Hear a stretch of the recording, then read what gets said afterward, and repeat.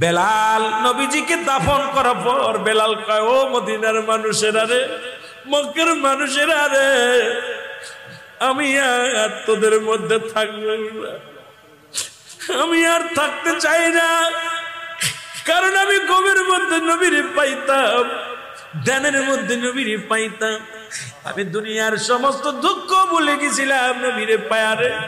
আজকে আমার নবী নাই, শরীয়তে আমার নবী নাই, আমি বেলাল নবী বিনে বাঁচবো না।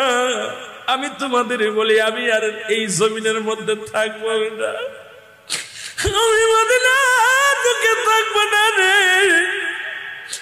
আমি নবী বিনে বাঁচতে পারবো না রে। তোমরা আমারে ক্ষমা করে দিও মদিনার মানুষের রে, মক্কার মানুষের রে, আমার নবী যেখানে নাই রে, আমি বেলাল কি নিয়ে বাঁচবো, কারে নিয়ে বাঁচবো রে। আমি বেলাল রওনা হয়ে গেলাম নবীকে থুইয়া। নবীর রওজা দেখে সহ্য করতে পারে না বেলাল। 6 মাস হয়ে গেল বেলাল রাসূলুল্লাহর রওজায় আসেন। আমার নবী রাতের অন্ধকারে বেলালকে ডাক দেন, স্বপ্নে যুগে, বেলাল রে, আমার জন্য কি তোর মায়া লাগে না রে বেলাল, আবার রেখে গেলি? ও বেলাল, তুই না আমারে থুয়ে থাকতে পারতি না? বেলাল রে, তুই না আমার জন্য পাগল ছিলি দেওয়ারেছি? বেলাল রে, আমি নবীর জন্য কি তোর মায়া লাগে না? বেলাল, আমার বড্ড দেখতে মনে চায় তোরে, আয় আয়, আমি নবী তোর কত ভালোবাসি বেলাল, আয় আয়, আমি তোর একটু নয়ন ভরে দেখবো। জোরে বলেন মারহাবা। বেলাল ফজরের নামাজ পড়ে দেশবাসীদেরকে বলে, ভাইরা রে, আমি আর আপনাদের মধ্যে নাই, 6 মাস যাবত নবীর রওজার সনে আমার সাক্ষাৎ নাই। নবীজি আমার ডাকছে, পৃথিবীর কোন মানুষ আমার আর ঠেকাতে পারবি না। ও দুনিয়ার মানুষ শোনে রে, আমার নবীর রওজায় যাব আমি রে। নবীর প্রেমে আশকা হইয়া বেলাল পাগলের মতো দোষ শুরু করলো। লোকজন বলে, বেলাল রে দাঁড়া। বেলাল কই, পৃথিবীর কেউ আর আমার ঠেকায় রাখতে পারবি না, আমি নবী মেনে বাঁচবো না, নবীর ছাড়া বাঁচতে পারি না। ওরে মায়ার নবী আমার ডাকছে রে, নবীর প্রেম ছাড়া আমি কিচ্ছু বুঝি না। তোরা আমার বাধা দিস না রে, বাধা দিস না, যতক্ষণ পর্যন্ত আমি আমার নবীর সাথে সাক্ষাৎ না হয় রে, রাহমাতুল লিল আলামিনের রওজায় যতক্ষণ পর্যন্ত আমি যেতে না পারি, আমি বেলালের মনে শান্তি নাই রে, আমি বেলালের মনে সুখ নাই, শান্তি নাই। বেলাল চলে আসলেন মদিনার বুকে, চলে আসে আমার নবীর রওজার পাশে দাঁড়ায় দাঁড়ায় কাঁদতে লাগলেন। নবীর রওজার পাশে দাঁড়ায় চোখের পানি ছেড়ে কাঁদতে, নবী গো,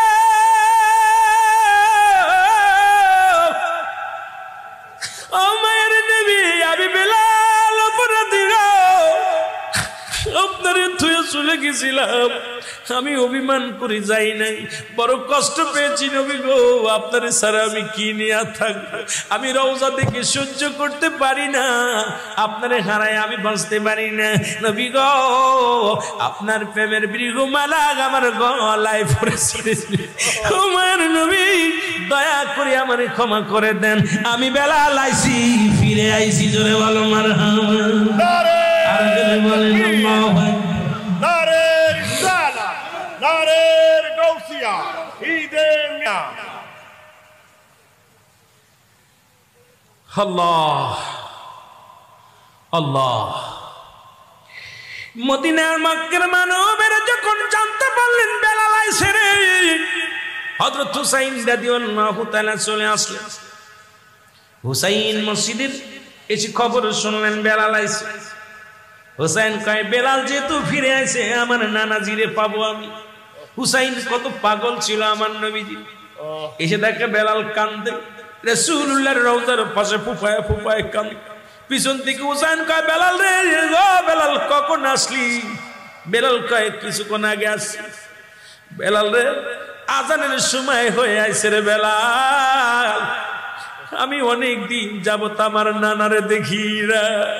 বেলাল রে, ও বেলাল, বেলাল আমি নবীরে হারাইয়া আমি হুসাইন বড্ড পাগল হয়ে গেছি, তোরে অনুনয় বিনয় করি বেলাল রে একটু আজান দে রে, আজান দে। আমার মন বলে তুমি যখন আজান দিতে আমার নানা যে ঘরে থাকতে পারতো না, যখন আজান দিতা রে নানা ছুটে মসজিদে আইতো, আমার মন বলে তুমি যেহেতু আইছো আমার নানা মসজিদে আইবো, আজান দাও রে বেলাল, আজান দিলে আমার নানা দূরে থাকবো না, চলে আইব। নানাজিরে দেখি না অনেক দিন হয়ে গেল, নানার জন্য আমি বেলাল কায় হুসাইন পাগলামি করিস না, হুসাইন রে পাগলামি করবেন না, কারণ আমার এই হাত দিয়ে পানি ছিটাইছি, আমি এই হাত দিয়ে পানি ছিটাইছি রাসূলুল্লাহর রওজার উপরে।